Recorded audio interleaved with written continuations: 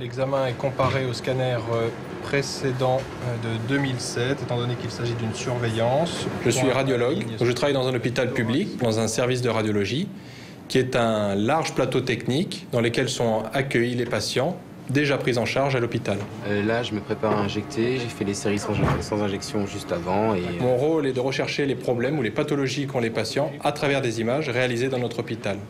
Ces images, on les interprète, on a donc des coupes morphologiques qui nous permettent de regarder, d'essayer de comprendre pourquoi un organe est trop gros, pourquoi est-ce qu'il a une morphologie différente, pour expliquer les symptômes pour lesquels les patients nous étaient envoyés. Ce qui me plaît beaucoup dans ce métier, c'est le côté enquête qu'il y a à rechercher dans les images et essayer de comprendre ce pourquoi le patient nous est adressé, ou la pathologie, ou le diagnostic à trouver. Manifestement, c'est pas osseux. Donc ensuite, c'est soit ligamentaire, soit les tissus mous. Je travaille au sein d'une équipe composée de médecins, où il y a classiquement le chef de service qu'on appelle le patron, mais également d'autres médecins, des praticiens hospitaliers.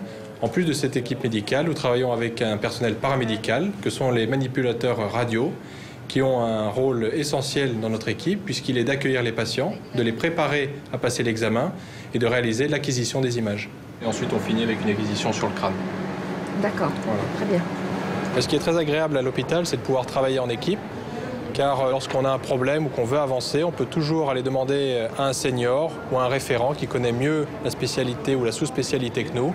Ça, c'est celui d'il y a 3 jours, ça, c'est celui d'il y a 2 jours. Il n'y a pas de rivalité entre nous, chacun peut avoir son domaine de compétences et on peut arriver à avoir des décisions effectivement collégiales à l'aide de plusieurs avis. Allez, c'est certain, bravo. Ok, merci. Bravo les jeunes. Merci. Salut les jeunes. Merci monsieur.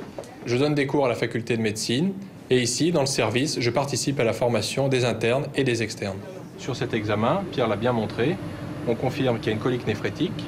Les contraintes de notre métier, c'est bien sûr des horaires, puisqu'on travaille une dizaine d'heures par jour, mais c'est surtout un système de garde, et personnellement j'en fais 5 par mois, et ensuite un système d'astreinte téléphonique. Ok, voilà, ne respirez plus. Ça fait 12 ans que je fais des études. J'ai bien sûr eu 6 ans d'études à la faculté de médecine, puis ensuite 5 ans d'internat, et actuellement je suis chef de clinique depuis 1 an. À la fin de mon internat, j'aurais pu m'installer dans le privé, et j'ai moi préféré solliciter un poste de chef de clinique pour 2 raisons. La première, me perfectionner au sein de l'hôpital et ensuite pouvoir avoir une charge d'enseignement et également faire de la recherche. Si vous avez une seconde, on peut essayer de regarder un dossier ensemble. À l'hôpital, on est dans la place. On est là où ça se passe, là où on est en contact avec des collègues qui travaillent à bon niveau. Il y a une émulation constante qui fait qu'on progresse et qu'on fait un métier qui est toujours en évolution.